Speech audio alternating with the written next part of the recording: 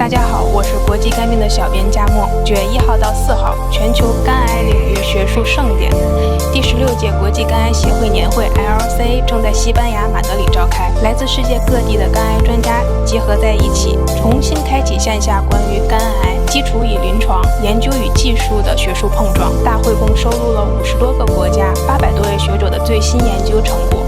更多精彩的大会内容，请点击视频右下角头像进行关注。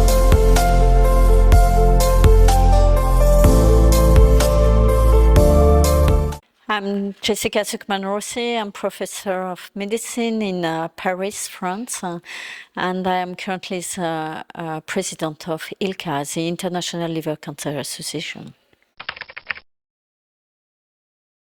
So I'm very proud of the program of the annual conference here in Madrid, 2022, because this is the first conference, an ILCA conference, after 3 years in virtual model and due to the pandemics, and this is the first in-person meeting. So it's very important for us. The first objective is also to network between all the colleagues and members of ILCA, and this is, you know, a multidisciplinary association that is also international. So we have attendees that are coming from all the continents. So that's very important to have this diversity here at ILCA, and the presence of all the major experts in the field of liver cancer treatment. What we innovate this year is really to have a full debate and discussion on what could be the best treatment for liver cancer, in particular how to introduce the sequencing of systemic therapy to treat patients. Another innovation is that we had a wonderful symposium on artificial intelligence and how it can change the care for the patients and could be introduced in the next future into the clinics. And also we had introduce the ILCA patient advocacy, and we include now really the patients at the center of our preoccupation, and we want to include them into the presentation, but also we have written some recommendation in patient advocacy for patients with cancer in the liver. Thank you. So in the field of molecular biology, we made a lot of progress in the recent years, and this is very important to better understand the carcinogenesis and the mechanism of carcinogenesis of liver cancer. And we determined different subtypes, and now are transferred into pathology. And so we have some histological subtypes that are correlated with molecular subtype of tumors, and now we are in the way to transfer that in imaging. So to transfer that also and to include and use this molecular classification into the clinics, we need to have this translation in histology and in imaging, and it will facilitate then after the care of the patient, because we have a lot of molecular markers and also molecular subtypes that define different behavior and evolution of the disease, and that could be targeted also by specific therapies.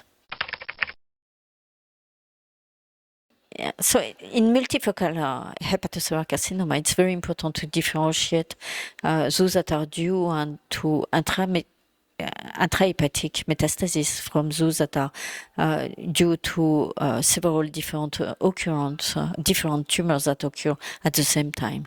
And because the prognosis is completely different, and for sure intrahepatic metastasis is associated with a very poor prognosis.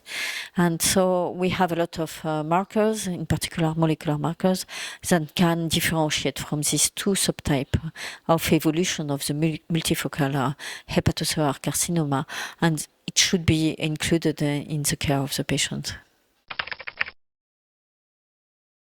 So it could induce some differences in terms of therapeutic indication, in particular for transplantation, for example, and with the worst prognosis that is associated with intrahepatic metastasis could be not good candidate for this patient to be transplanted, for example.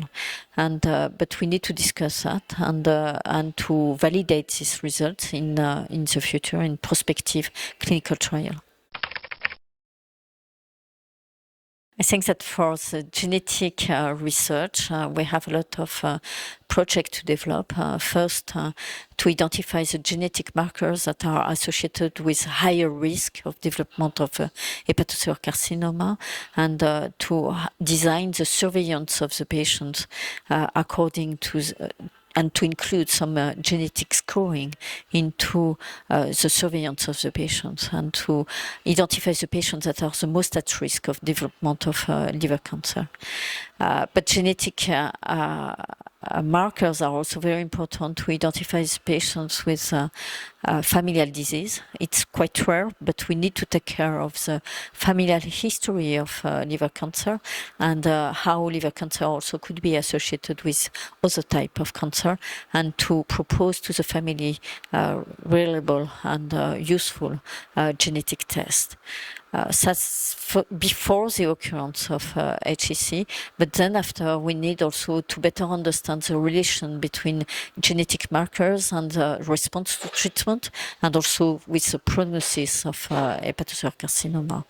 But all this work with genetic markers has to be done according to the different etiologies of the patients, because also we know that genetic markers could be associated with the risk of infectious disease, or the risk of NASH, or the risk of alcoholic chronic liver disease. So we need to discriminate all this etiology and to search for specific genetic markers that could predict the occurrence of HCC.